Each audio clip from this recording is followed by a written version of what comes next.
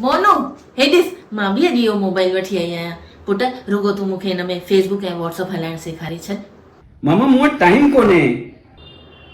ठीकु आहे पुट तूं वञ, मां ॿियो कंहिंखे चई थी ॾिसां। अच्छा बाबा, अच्छा तोखे सभु सेखारे छॾींदुसि, पर पुछी सघां थो अचानक तोखे हिननि सभिनि शयुनि जी ज़रूरत छो पई?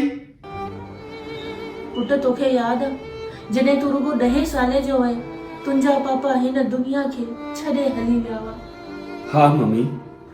बस घर जी जिम्मेदारी ऐं तोखे वॾो करण में शायदि पंहिंजो पाण खे बि वेसारे वेठसि। सॼो ॾींहुं बसि तुंहिंजे अॻियां पुठियां ई त घुमंदी हुअमि। तुंहिंजो स्कूल, तुंहिंजी ट्यूशन्स ऐं हुन खां पोइ तुंहिंजो बैडमिंटन खेलण जो शौक़ु।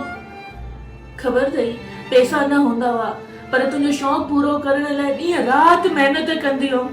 तंहिंखां पोइ तूं राति जो सुम्हण महिल मम्मी पेरनि में सूर आहे, मम्मी पेरनि में सूर आहे, त तुंहिंजे पेरनि जी मालिश करे पोइ सुम्हंदी हुअमि। हाँ मम्मी, मूंखे सभु चङी तरह यादि आहे। पर हाणे त तूं वॾो थी वियो आहीं, तुंहिंजा पंहिंजा दोस्त आहिनि। हुन खां पोइ इहो मोबाइल, सॼो ॾींहुं तूं हिन ते ई त रुधल हूंदो आहीं पंहिंजे दोस्तनि सां। पर सच ॿुधायां, हाणे इहो अकेलोपन जीअं खाइण थो अचे। कंहिंसां ॻाल्हायां आखिर?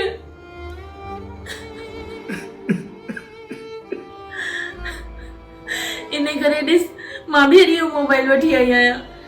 पुट हूअं त तोखे मूंसां ॻाल्हाइण जो वक़्तु कोन्हे, पर हिन मोबाइल ते ई तोसां ॻाल्हाए करे पंहिंजो जी हल्को करे छॾींदसि। मूंखे माफ़ कर मम्मी, मूंखे माफ़ कर। दुनिया जे नशे में अंधो थी करे मां पंहिंजी मां खे विसारे वेठुसि। मम्मी, मम्मी अॼु खां पोइ तोखे मूंसां ॻाल्हाइण जे लाइ हिन मोबाइल जो सहारो न वठणो पवंदो।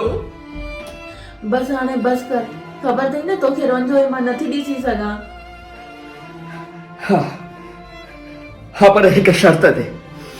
मम्मी, तूं मूंखे पंहिंजे हथनि सां मानी खाराईंदीअ, जीअं नंढपण में तूं पंहिंजे प्यारे प्यारे हथनि सां मूंखे मानी खाराईंदी हुई।